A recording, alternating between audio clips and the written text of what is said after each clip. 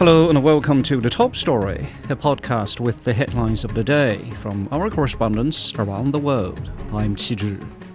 Coming up in this edition, Anura Kumara Dissanayake has taken his oath as Sri Lanka's new president after winning the election on the weekend.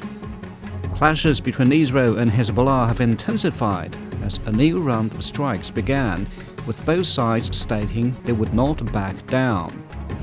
And the United Nations has adopted a pact to tackle 21st century challenges for the future of humanity. We begin in Asia. Anura Kumara Dissanayake has taken office as the new Sri Lankan president. He won the election of incumbent Ranil Wickremesinghe. Prime Minister Dinesh Gunawardena has resigned following the election. Ravina Bawa has more on a shift in government. Prime Minister of the country has given his resignation. That means the parliament is dissolved automatically, and then Mr. Dissanayake, who's the new president, will have to form an interim parliament in which he, along with the three other parliamentarians from his party, will become ministers, and they will divide the portfolios amongst themselves, and they will lead the country then into election. It seems that the NPP and Mr. Dissanayake are very keen to conduct elections in the next 2 months. It is a historic moment. This election has been different in many ways. First, it is because of left-leaning president that Sri Lanka has now, and people who came out to vote first time. The second and the third preferential votes were counted. It has never happened in the history of Sri Lanka. It was a three-cornered contest. There's usually a bipolar contest. So a number of ways this election has been significant, historic, and a turning moment in the democracy of Sri Lanka. Overall, the people are now expecting him to deliver. They have high hopes as well that he will ensure and address those issues like cost of living, inflation, and also dealing with their other, bringing our people from out of poverty. So these are some things they are looking at, and one of the major poll planks was anti-corruption. High hopes as far as his voters are concerned, and even others are now looking at how things will unfold after he takes charge. That is Ravina Bawa in Sri Lanka. Meanwhile, Chinese President Xi Jinping has congratulated the new Sri Lankan leader and expressed hope to advance ties steadily and bring more benefits to the two peoples. Then, in the Middle East, Hezbollah has called the heavy exchange of fire with Israel the beginning of an open-ended battle. The Lebanese militant group fired rockets toward a military base in northern Israel over the weekend in response to the communication device explosions last week. Israel did not claim responsibility nor deny the attacks. Jonathan Regev reports from northern Israel. Shattered glass, scattered debris, and the Home Front Command assessing the damage. For nearly 20 years, images like these have mostly been seen in southern Israel, but now they come from the north. We heard siren, we ran to the bomb shelter, and then we heard a huge noise, and we thought in the beginning that it hit our house. As expected, Hezbollah extended the range of its fire. The rocket here landed in Kiryat Bialik on the northern outskirts of Haifa, Israel's third largest city. The vast majority of the 150 rockets fired were intercepted, but the few that did hit the ground sent a clear message to the residents here about their new reality. I feel more afraid, I don't know what happened tomorrow, after tomorrow, this life. Israel striking in Beirut, Hezbollah firing back at the Haifa metropolitan area. And this doesn't seem like the climax of this latest escalation. If anything, it is just the beginning. That was Jonathan Regev. Israel has hit back in a new round of strikes that killed more than a dozen Hezbollah members, including a senior commander. Israeli Defense Minister Yoav Gallant says the operation will continue until the safe return of residents to northern Israel. Hezbollah says they will not back down until a ceasefire in Gaza is reached. For some perspective from the Lebanese side, Evangelos Sipsis reports from Beirut. We've seen a number of exchange of rockets between the two sides. The IDF, the Israeli Defense Forces, bombed a number of places in southern Lebanon. A lot of people had to leave their homes and go further north to find shelter. And all of that as this wave, third wave of Israeli bombings have intensified. And it's believed that it is the most intense clashes that have erupted between the two since the October 8th clashes that took place. We also have seen the Israeli IDF forces have bombed in a span of 40 minutes. It is believed that more than 50 targets have been bombed in southern Lebanon, but there also have been a number of rockets from Hezbollah that cross into northern Israel, about 100, 115, as Hezbollah has been mentioning. So this is going beyond words, and it's going even beyond than just a few rockets here and there. It is intensifying quite a lot. In the sense here in the capital of Beirut is that people are concerned that this could further escalate into something larger than just a regional war. That was Evangelos Sipsis in Beirut. Turning to Europe, German Chancellor Olaf Scholz's Social Democratic Party has staved off the far right in the regional election, but its coalition partners suffered poor performances. Alternative for Germany, or AfD, continued to gain momentum in Brandenburg, winning nearly a third of the vote. Peter Oliver has more.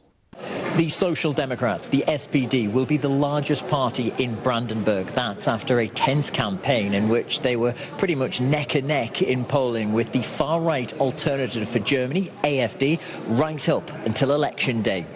Brandenburg is SPD territory. The party has been in charge of the state parliament since 1990, when German reunification brought the former East German state under the umbrella of one German federal republic.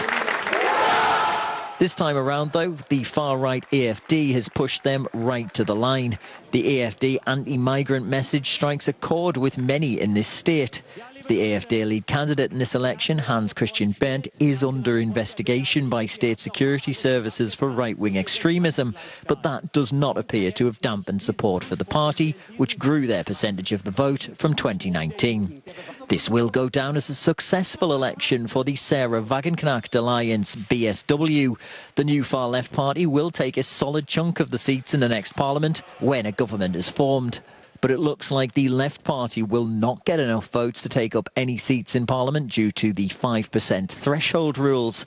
This election had been seen as a referendum on the ruling national government, and despite gains for the SPD, it hasn't gone well for the Greens, who had over 10% of the last Parliament. The SPD, the Conservative, CDU and the other established parties have said that there will be no cooperation with AfD.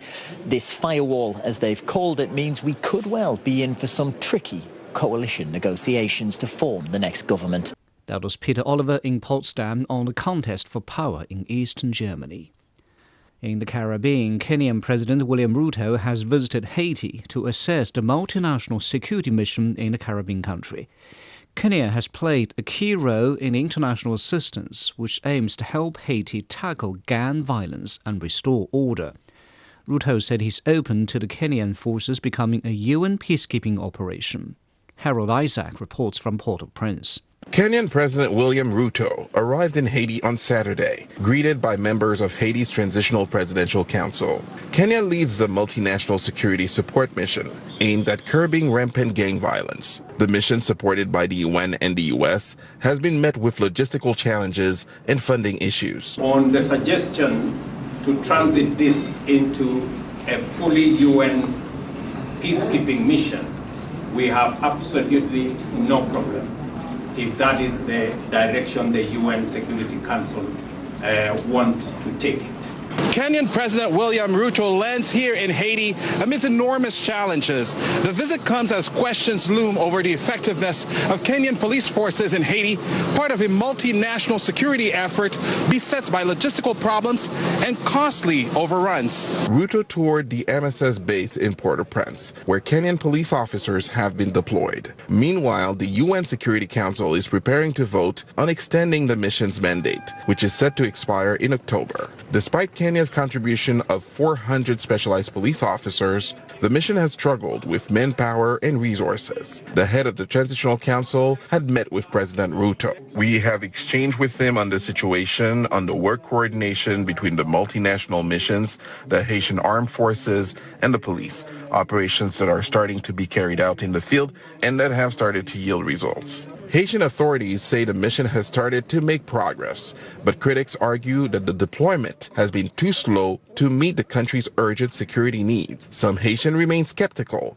of the mission's impact and Ruto's visit. Before leaving for New York to attend the UN General Assembly, Ruto pledged to send an additional 600 police officers to Haiti over the next 2 months. President Ruto also plans to request more funding to support the mission, which he says remains under-resourced. That was Harold Isaac on a Kenyan-led international mission to maintain order in Haiti. Finally, in North America, the United Nations General Assembly has approved a blueprint to bring the world's increasingly divided nations together to tackle 21st century challenges.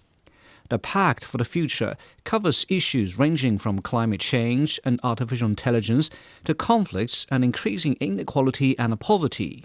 Jody Jacobs reports from New York.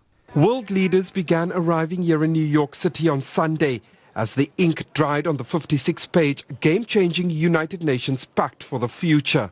But as delegates gathered inside the General Assembly wall, there was some angst as Russia put forward last-minute revisions to the document.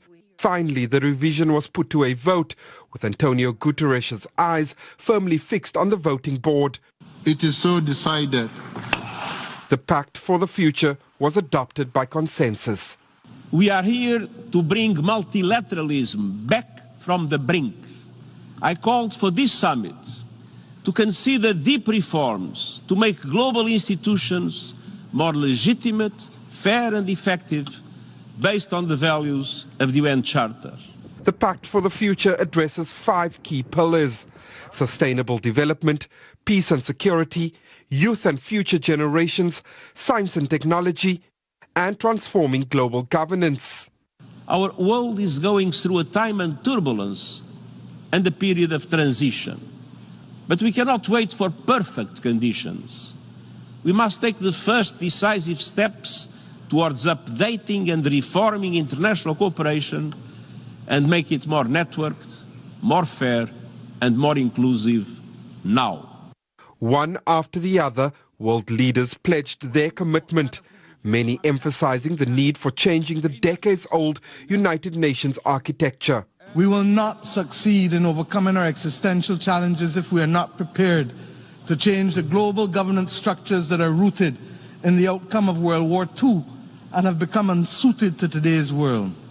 The distrust in our institutions of governance, the mistrust between the governors and the governed, will continue to foster social alienation the world over, at the very time that we need to find as many people as possible to shape a new world. The multi-day summit for the future precedes the UN high-level gathering that will also take place right here in New York.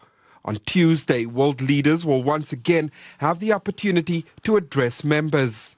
While the Pact for the Future now cements the UN's path forward, it'll be up to governments from around the world to ensure its implementation.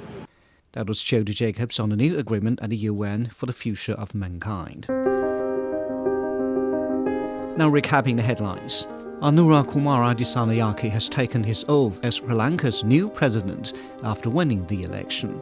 Clashes between Israel and Hezbollah have intensified as a new round of strikes began, with both sides stating they would not back down. And the United Nations has adopted a pact to tackle 21st century challenges for the future of humanity.